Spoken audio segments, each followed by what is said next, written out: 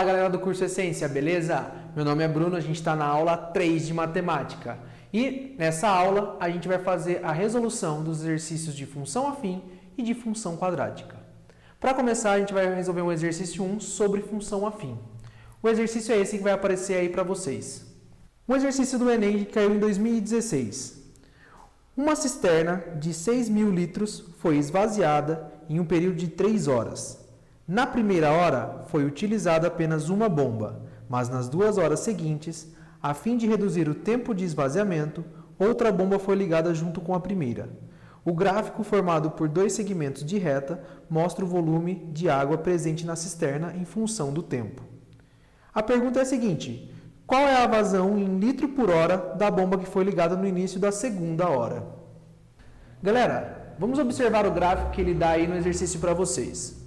Então aqui a gente tem um gráfico de duas funções afim, certo? Aqui eu tenho uma primeira reta e aqui eu tenho uma segunda reta, ok? Beleza, se você reparar aqui, nessa primeira hora, onde só havia uma bomba, o volume caiu de 6.000 para 5.000 em uma hora.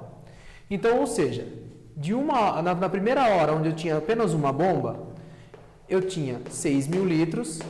Se caiu para 5.000 litros, eu perdi, a bomba eliminou 1.000 litros na primeira hora. Qual é a vazão da bomba? Então, a primeira bomba tem uma vazão de 1.000 litros por hora. Ok? Então, vamos observar agora a segunda parte do gráfico, onde aqui, nesse ponto B, é ligado à segunda bomba. Se vocês repararem, de 5.000 litros ela cai para zero, observando o eixo Y aqui, ó, de 5.000 para zero, certo? Então, ele cai 5.000 litros num espaço de 2 horas. Então, para a gente calcular a vazão total, é simples. Eu tinha 5.000 litros. Caiu em 2 horas, eu vou ter uma vazão de 2.500 litros por hora. Tudo bem? Mas se a primeira bomba tinha uma vazão de 1.000 litros por hora,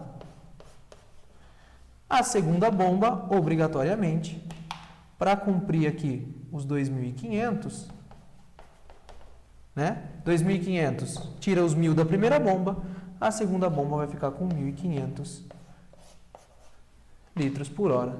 E aí assinala a alternativa correta. Beleza? Galera, vamos fazer então o exercício 2 agora de função quadrática. Está aí na tela para vocês, também do Enem. Um túnel deve ser lacrado com uma tampa de concreto. A seção transversal do túnel e a tampa de concreto têm contornos de um arco de parábola e mesmas dimensões. Para determinar o custo da obra, o engenheiro deve calcular a área sobre o arco parabólico em questão. Usando o eixo horizontal no nível do chão e o eixo de simetria da parábola como eixo vertical, obteve a seguinte equação para a parábola: y igual a 9 menos x², sendo x e y medidos em metros. Sabe-se que a área sobre uma parábola como esta é igual a 2/3 da área do retângulo, cujas dimensões são respectivamente iguais à base e à altura da entrada do túnel. Qual é a área da parte frontal da tampa de concreto em metros quadrados? Galera, então vamos para a resolução aí do exercício 2. Ele fala que a seção transversal do túnel é uma parábola. Opa, parábola, função do segundo grau. E ele te dá a função do segundo grau ainda. Ele fala y igual a 9 menos x². O exercício não dá o desenho da parábola. Então, uma ideia muito boa é a gente desenhar essa parábola para a gente ver como ela vai ficar. Para desenhar a parábola, o que a gente vai precisar? Das raízes da função.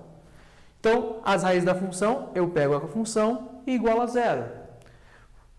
Como não tem o b aqui, é só uma função que tem a e c, eu não preciso fazer por Bhaskara, ok? Então, vamos fazer aquele método mais rápido, passo x² para cá. Se x está ao quadrado, eu tiro a raiz quadrada positiva e negativa de 9, então as raízes da função são mais e menos 3. Beleza? Como eu vou precisar do vértice da parábola, eu vou ter que calcular o delta dela, certo? E a gente vai ver aqui b² menos 4ac, substituindo a e c, porque o b é 0. Eu vou chegar aqui delta 36. Fazendo o x vértice menos b sobre 2a, lembrando que o b é 0 e o a é menos 1, eu vou chegar aqui o x vértice vai dar 0. E o y vértice menos delta vai ficar menos 36 sobre 4a, lembrando que o a é menos 1, sobre menos 4, 36 dividido por menos 4 vai ficar 9 positivo. Então, eu já tenho os pontos do vértice da parábola, 0 e 9, e eu já tenho as raízes. Desenhando a parábola, a gente vai obter isso daqui, ok? E ele fala que o engenheiro precisa calcular a área abaixo da parábola, e ele toma o eixo x como o chão. Você não sabe calcular a área debaixo de uma parábola, só que ele dá uma ajudinha para você aí. Ele fala que a área debaixo do arco da parábola, ele é 2/3 do retângulo, cuja a base é a largura ali da parábola e a altura do retângulo é a altura da parábola. Então, se a gente pensar que aqui a largura da parábola vai de menos 3 a 3, eu tenho que a largura aqui é 6, de menos 3 a 3, e a altura dessa parábola é 9. Então, ou seja, eu tenho um retângulo de base 6 e altura 9. Como que a gente calcula a área de retângulo? A área de retângulo é base vezes altura, ou seja, 6 vezes 9, eu vou ter igual a 54. Só que ele falou que a área da parábola é 2/3 desse valor. Então, se eu pegar 2/3 de 54, a gente vai ter a área de 36, alternativa C, resolvido o exercício. Beleza? Beleza, galera? Resolvido os dois exercícios. Obrigado pela companhia. Não deixe de assistir a aula 4, que a gente vai falar sobre PA. E não esqueçam de fazer os exercícios da plataforma. Lembre-se, depende mais de você do que de mim.